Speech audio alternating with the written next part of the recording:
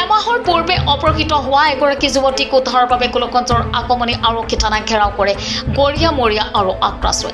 জাতীয় সংগঠন দুটাৰ নেতৃত্বত প্ৰায় শতাধিক পুৰুষ মহিলাই থানাখন ঘেৰাও কৰি প্ৰতিবাদ কৰে। এছআই দেউৰী হাই হাই যুৱতীগৰাকীক উদ্ধাৰ কৰিব লাগিব আদি শ্লোগান দি উত্তাল কৰি তোলে আগমনী আৰক্ষী থানা।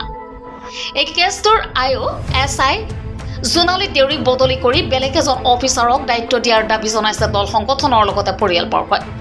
অৱশ্যে আৰক্ষীয়ে যুৱতীগৰাকীক উদ্ধাৰৰ বাবে সকলো প্ৰচেষ্টা অব্যাহত ৰাখিছে বুলি প্ৰতিবাদকাৰীক জানিবলৈ দিয়ে। উল্লেখ্য যে যোৱা 6 নৱেম্বৰত জেছমিনা ইয়াছমিন নামৰ যুৱতীগৰাকীয়ে ঘৰৰ ওচৰৰে সুশান্ত ৰায় নামৰ যুৱকে পলুৱাই লৈ যায়। কিন্তু সেইদিনাই যুৱতীগৰাকীৰ পৰিয়ালে অপহৰণ কৰা বুলি আগমনী আৰক্ষী থানাত এজাহাৰ দাখিল কৰে যদিও আজিলৈকে যুৱক যুৱতীহালৰ কোনো সূত্ৰ উদ্ধাৰ কৰিবলৈ সক্ষম হোৱা নাই আৰক্ষীয়ে। সেয়েহে আজি যুৱতীগৰাকীক উদ্ধাৰৰ বাবে সংগঠন দুটাই থানা ঘেৰাও কৰি প্ৰতিবাদ কৰে আৰু আগমনী আৰক্ষীক সকীয়াই দিয়ে যে যদি 7 দিনৰ ভিতৰত ছোৱালীগৰাকীৰ সন্ধান উলিয়াব নোৱাৰে তেনেহ'লে ইয়াতকৈ ভয়ংকৰ আন্দোলন কৰিব বুলি জানিব দিয়ে। গোলকগঞ্জৰ পৰা জাহিদুল ইছলামৰ ৰিপৰ্ট, টাইমছ NA24। চাওক, আপোনালোকে জানে যে ৰুদ্ৰদাহ পাৰ্ট 2ৰ এজনী ছোৱালী জেনিফাৰ খাতুন তেওঁ 1 মাহৰ আগত কিডনেপ হৈছিল। এই কিডনেপ সংক্ৰান্তত এটা কেছ আগমনী থানাত দিয়া গৈছিলে। ফেমিলিৰ মানুহে ছোৱালীৰ দেউতাকে কেছ দিছে। এই কেছৰ ভিত্তিত পুলিচে কি কৰিছে কি কৰা নাই আজিলৈকে কিন্তু 1 মাহ কাল গুচি গ'ল। এতিয়া সময়লৈকে কিন্তু পুলিচে ছোৱালীজনীক উদ্ধাৰ কৰিব পৰা নাই।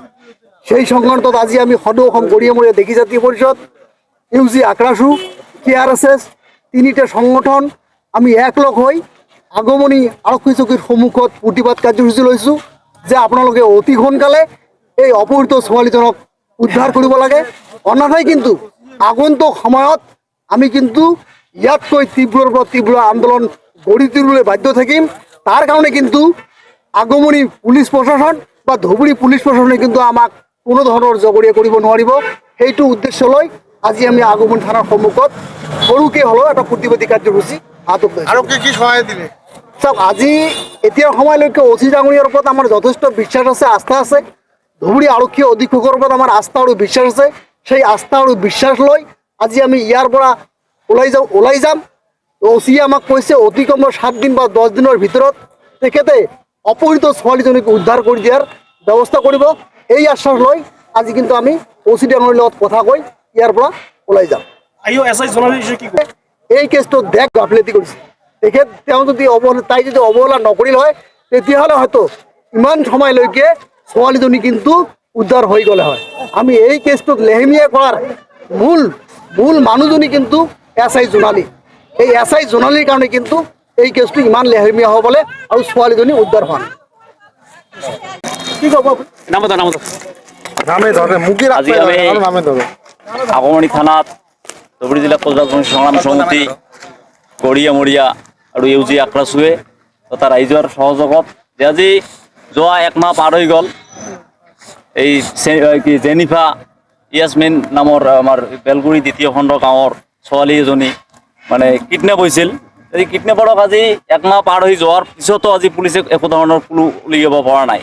আজি আমি 1 মাহ পাৰ হোৱাৰ পিছত আমি বাধ্য হৈছোঁ যিহেতু আজি অসমত হওক গোটেই ভাৰতবৰ্ষই হওক দেশজুৰি বিভিন্ন ধৰণৰ দুৰ্ঘটনা হৈ আছে, ৰেপ হৈ আছে, কিডনেপ হৈ আছে। মানে আজিলৈকে ছোৱালীজনীৰ কোনো ধৰণৰ ক্লু নাই যে আমি এই SI যে জোনালী পঢ়া আছিল তাৰ এগেইনষ্টত আজি আমি OC ছাৰক প্ৰতিবাদ সাব্যস্ত কৰিলোঁ আৰু কেছটোত OC ছাৰে নিজে যাতে হেণ্ডলিং কৰি অতি কম সময়ৰ ভিতৰত আমি 7 দিন সময় দিলোঁ।